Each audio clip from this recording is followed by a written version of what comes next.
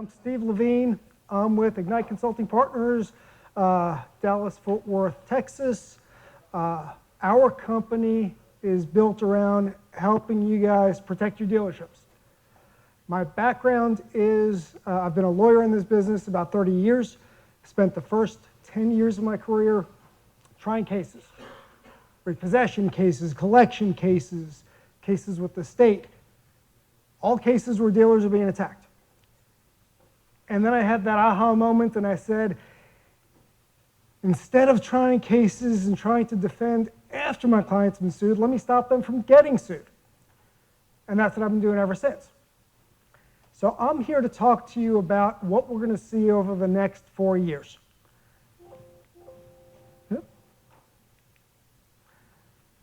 There's my contact information, my email address, my Twitter handle.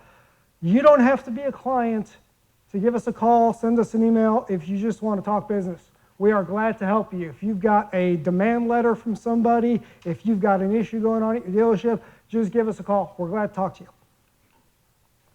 I usually give one disclaimer when I do a presentation. This presentation, I do 2 disclaimers. The first disclaimer is this is not legal advice. This is just us talking. If you want formal professional advice, call me and we can talk about your specific situation. The second disclaimer I have to give with this presentation is I am not making political statements. I am trying to be agnostic. I'm trying to be middle of the road. There are things that I'm going to say that you may take that I'm Republican, I'm Democrat, I'm this, I'm that. I am trying to be middle of the road. I'm just calling it like I see it. So with that being said, what you're about to see over the next couple of years is consumer protection is going to be hot again. You're going to see a renewed emphasis on consumer protection. We all enjoyed the last 4 years of the Trump administration where things weren't as hot as they used to be. That's about to change. So to understand where we're going, you have to understand where we've been. The CFPB came about 2010, 2011. It started to get hot. You started to see a lot of activity.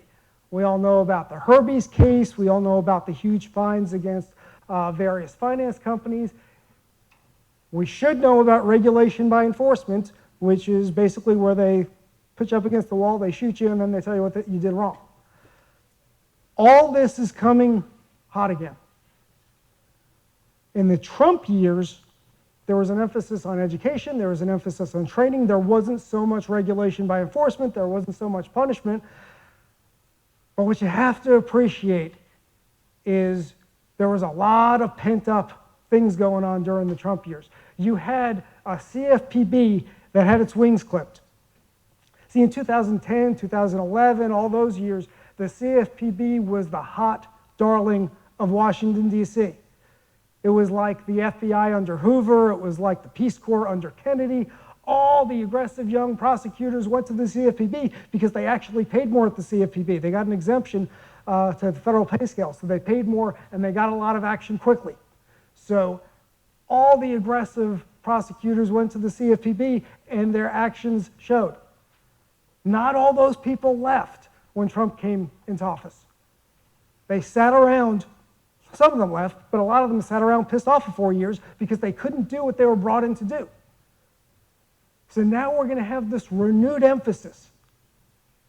Consumer protection is going to be very hot again. You're starting to see it already. You're starting to see it with the statements that are being said about the national rate cap of 36% and what that means. You're starting to see rumblings about changes in recall, challenges to arbitration. You're starting to see all these things again, and I'm not really going to follow the slides. I'm going fast because we got to get to the end, because the end is how to protect yourself and how to survive this and thrive in this climate. So, what you have to appreciate when you have all these consumer advocates, you have Elizabeth Warren, you have Kamala Harris, who is a big consumer advocate, you have very powerful people now in position, and they really believe what they're preaching. The Democratic Party platform was built around a lot of consumer protection initiatives. You all need to appreciate that and know what that means. So Rohit Chopra is going to be the new head of the CFPB. Unfortunately, he's anti-car finance. Fact, he was a chairperson at the Federal Trade Commission, and he wrote a lot of dissenting opinions, and he has a very negative impression of car finance.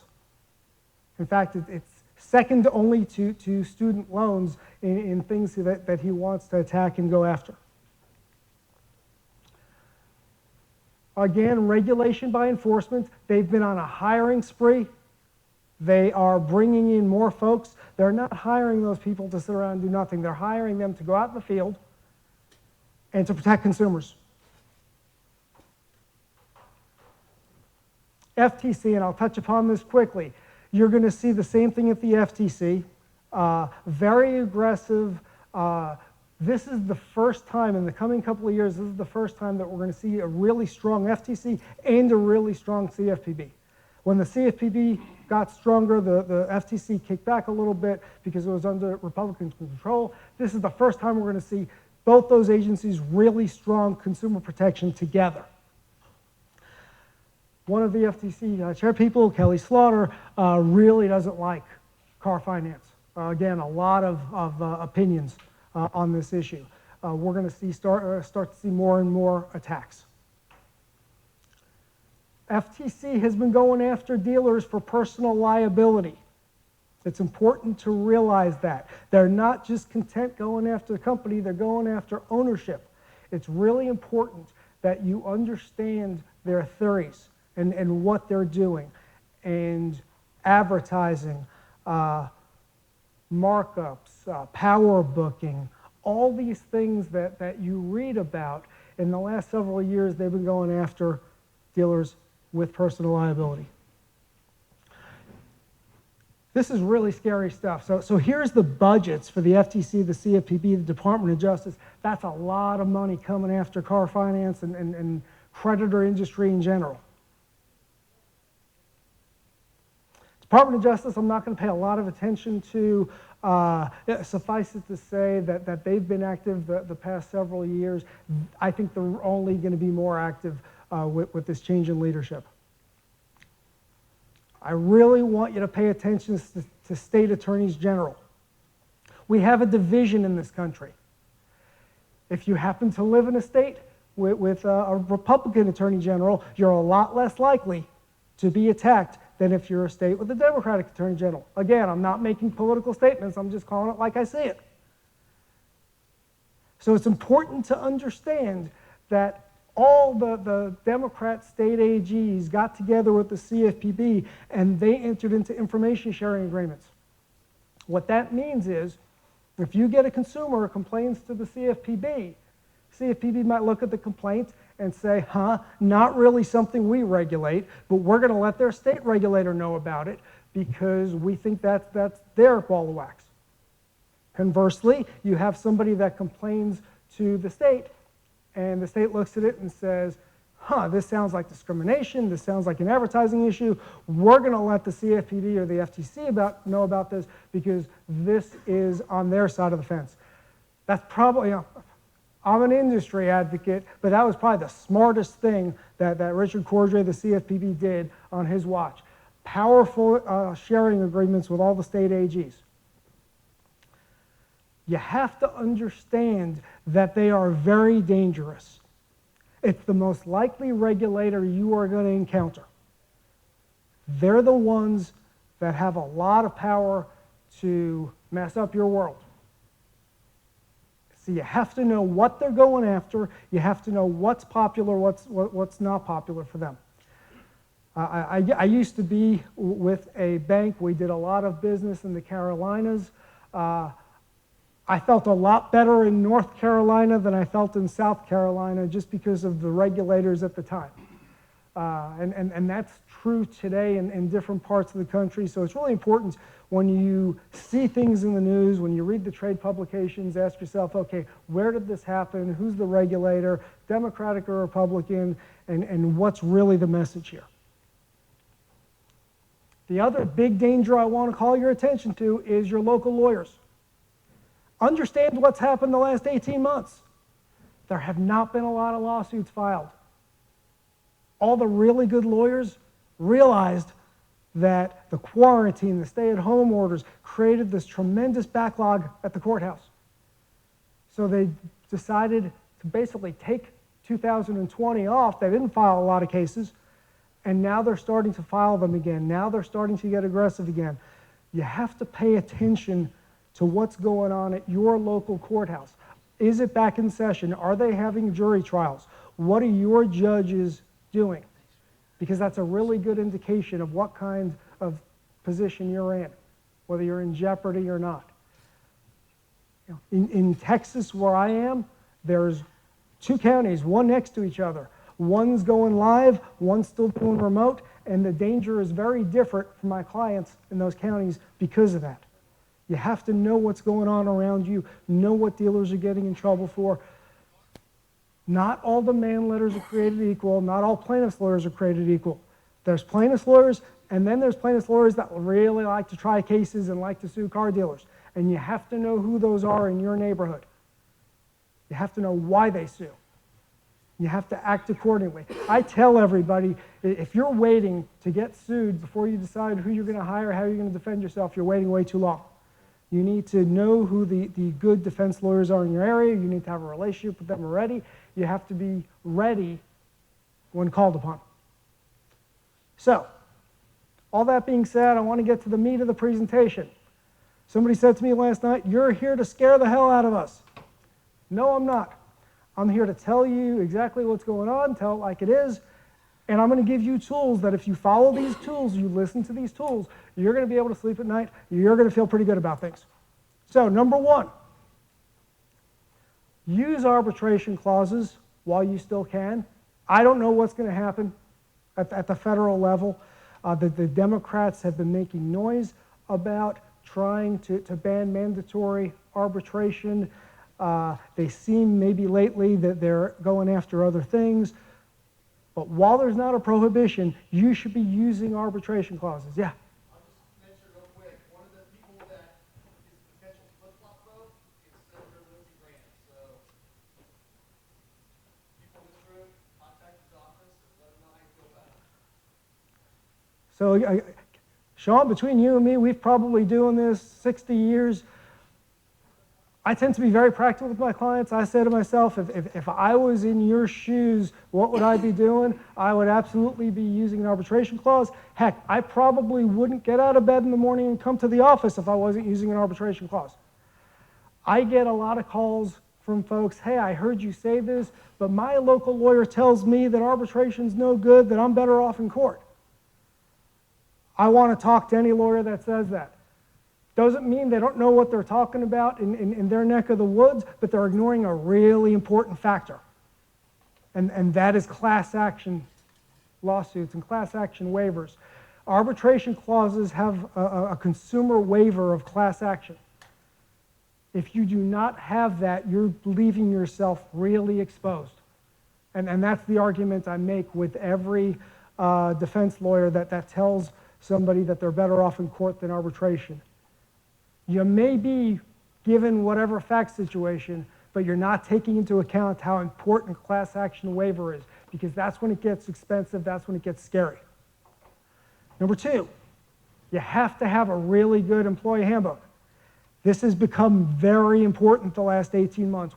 We've probably done more employee handbook work in the last 18 months than we've done in 5 years, because the government passed that CARES Act. It's like, I don't know, 1,500 pages. They passed it in a week. I don't think they read the whole thing. The Department of Labor immediately started drafting all these frequently asked questions. And they're still drafting frequently asked questions because nobody really knows what the rules are. You have to have an employee handbook that educates your employees on what the rules are for working for your company. I'm not an advocate of a 20-page handbook or a 100-page handbook. Personally, I like them a little bit smaller so people actually can retain what's in them. But it's important that you freshen up your handbook to deal with things like remote workforce and pandemic issues and stay-at-home orders, things like that. Just like I said about arbitration clauses, if I were in your shoes, if I were doing your business, I would not get out of bed in the morning unless I had errors and omissions coverage. That is coverage if you do something wrong, if you have an overzealous collector that says something wrong, if you have a mathematical glitch in your system that creates math issues in your retail installment contracts, that's what errors and omissions coverage is for. I have given this presentation before, and I've talked to dealers that say, well, yeah, I thought I had errors and omissions. It turns out I had a different kind of coverage. I had directors and officers liability. It's important you understand the difference between those things. You need errors and omissions coverage, and in this day and age, you need to have a serious conversation with your insurance agent about cyber coverage, information security coverage, ransomware coverage, those type of things. You need to understand what the options are and how to protect your business. If you have any questions about that, feel free to give us a call. We can talk you through it. I find that some agents are really good at that, and quite frankly, others don't know what we're talking about. So you need to make sure you have a good agent. Appoint a compliance officer and empower them. It's one of the biggest mistakes that I see dealers make. They either don't have a compliance officer, or they have somebody that, well, they're not so busy, so let's call them the compliance person. But you're not training them, you're not empowering them, you're not teaching them how to be a compliance officer. And it's really important they understand, my rule of thumb is, if the regulator walked in the door, would you be comfortable with your compliance officer interacting with them? Or does that just give you the heebie-jeebies? Because if it gives you the heebie-jeebies, you need to make a change. You need to actually appoint somebody that's going to help protect your business. Next, identify gaps in your written policies and procedures. From my litigation days, I am not a big fan of the huge, big policy handbook. I like simple policies that people could digest, and if I ever have to prep them for a deposition in a lawsuit, they actually know what the darn things say. Off the top of my head, you guys, you need underwriting policies, you need collections policies, you need credit reporting policies, information security, identity theft, OFAC. If you're using GPS and start or interrupt, those are important policies to have. Again, call me if you want a whole list, but those are the important ones. You want those policies. Those are the controls that you have in place to protect your business. If you don't have written controls in place, then the regulator, plaintiff's lawyer, or even your own bank could come back and say, you don't have adequate controls, you're being negligent. So you want to have written policies, procedures. Compliance management system is all about policies and procedures and training, complaint management and audit. One of the big things that I see lacking today when I start working with new clients is complaint management.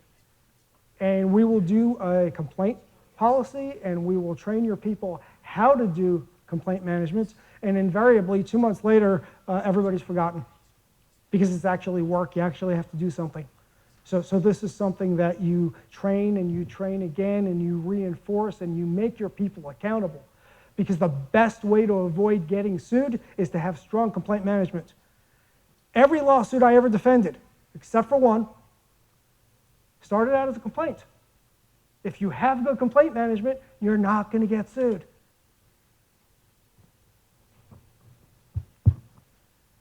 Train your people and then document your efforts. I can't emphasize enough. I work with a lot of companies, lots of different sizes. My smallest client sells like 4 cars a month. My biggest one is a big, huge company. Everything in between, I see it all. There's a huge vacuum in training. I talk to your people a lot, and they tell me, nobody told me how to do this. Nobody trained me. You have to train them, you have to train them again, you have to keep training them. It's not a one-time thing. Training is very important. It will save you in a lawsuit. It's the difference between a slap on the wrist kind of lawsuit and a really big verdict, because the plaintiff's lawyer is able to say, conscious indifference, negligence, they didn't care, they're bad apples. If you have training, all that goes away and you're able to say, somebody made an honest mistake, but we tried to do the right thing. We invest in training. The number one lawsuit being brought against the credit industry today is Credit reporting and dispute handling. It is vital. If you are furnishing credit information, you need to have a process in place to where you audit it and check yourself. Audit is not a scary word. I'm not talking about 50 hours a week. I'm talking about you look at a couple of files in any given month. You look at some bankruptcies. You look at a couple of repossessions. You just look and see what you're reporting. Same thing with credit disputes. Those crazy letters that you get, that they look like gobbledygook, but in there's a credit dispute. A lot of times there's a credit dispute and a do not call instruction. You have to know how to respond to those. There are predatory lawyers all over the country that sell these kits on the internet, have consumers send these letters, and then when you don't answer 100% on the ball, they sue you. And those are expensive cases and they're hard to get out of. So you want to make sure that your folks are well trained when it comes to those two areas. Advertising review. It is amazing. I work with regulators all over the country. It is amazing how many regulators tell me, yep, found this on the internet. Yep, consumer told us about it, never had to leave my office, went and looked at the website, went and looked at their Facebook page. You got to check this stuff out. In this day and age, you should have an advertising policy for your people, and you should also have a social media policy for your people, telling them exactly what they can and can't say, maybe even having templates. One of the biggest problems that I see is sales folks that just decide to go on their Facebook page and they say whatever they want to say. You have to have a policy so you can show you're at least trying to control them. You have to have some education in place. Indiana regulator recently came down on a lot of sales folks saying that, wait a second, we've got a big problem in this state, and it's every state. We have sales folks going around on their personal pages acting like they're selling a car individually, but then you look at the car and they got the company sign in the background and you got the company window sticker, and they actually started finding folks for that. And you're going to see more and more of that. That's easy money for the regulators. Service Members Civil Relief Act and military accounts. This has been a big issue with the CFPB, Santander, Wells Fargo, Security National Acceptance. I mean, there's been a bunch of actions on this area. I liken this and bankruptcy together. Make sure your people are trained on what the consumer's protections are in those areas, what you can do, what you can't do. It's specialized training. Again, very often I work with folks in those jobs and I ask them how they were trained. It's like, well, the person that had the job before me sat down with me for 15 minutes and that was my training. It's not enough, folks. This is complicated stuff. I did a lot of bankruptcy practice in my younger years, and it's rocket science in some ways. You really have to understand the jurisdiction you're in, with the judge's preferences, the rules. They need more training. I sound like a broken record, but that's what's going to save you. You have to have information security policy. You have to know what you're doing with your privacy notices. So many times I run into folks and the first thing I do is a document review and I look at their privacy notice and I say, great, you got a privacy notice. Is all this true? And they sheepishly look at me and say, well, you know, when these first came out, we created this and yeah, no, it's not true anymore. We started doing things differently. We just never thought to change it. Those details matter. It's a deceptive trade practice allegation if you are telling your customers you don't share information and you do share information. So you need to look at your privacy notice at least once a year. You need to understand what it says and ask yourself, is this stuff still true? I had a client recently that had this. It's a new client. It's the first thing they call me with. And the issue was they made a change in their business practice, but nobody ever told the marketing folks, and nobody ever thought to change the advertising, the privacy notice. Last point, be transparent in customer dealings. Sounds easy. For some reason, people really struggle with this. Everybody wants to get cute. I'm a big believer in what I call the laundry list. I discovered the benefit of this when I was doing litigation. It is granted, it is a self-serving document. You have the customer sign this, and I like them to sign or initial every line. I don't just like one signature at the bottom of the page. I like them to do every one. That's your best defense if you get sued. I have literally defended cases and had the witness up on the stand. Did you sign this? Read this. Did you sign this? Read this. And the judge and the jury are looking at them like, why are we here? You're wasting our time. You signed that 15 times. If you need help creating one, let me know. It is worth its weight in gold. Your defense lawyers are going to love you. One more point, risk assessments. This is a great year for risk assessments. You need to understand what is going on in your business. You need to look under the rocks. You've got a lot of attention being paid to consumer protection. You've got a perfect storm with the plaintiffs' lawyers and the regulators. You have to be ready. With that, we do a free monthly webinar series, third Tuesday of every month. Sign up for it. It's free. It is part of your comprehensive training program for your company. We do a compliance conference every May. We do a compliance and cocktails podcast, and we have Training Unleashed, which is an online training platform. We would love to work with you and help you. I love being here. Y'all are the friendliest dealers in the whole country. Thank you for having me.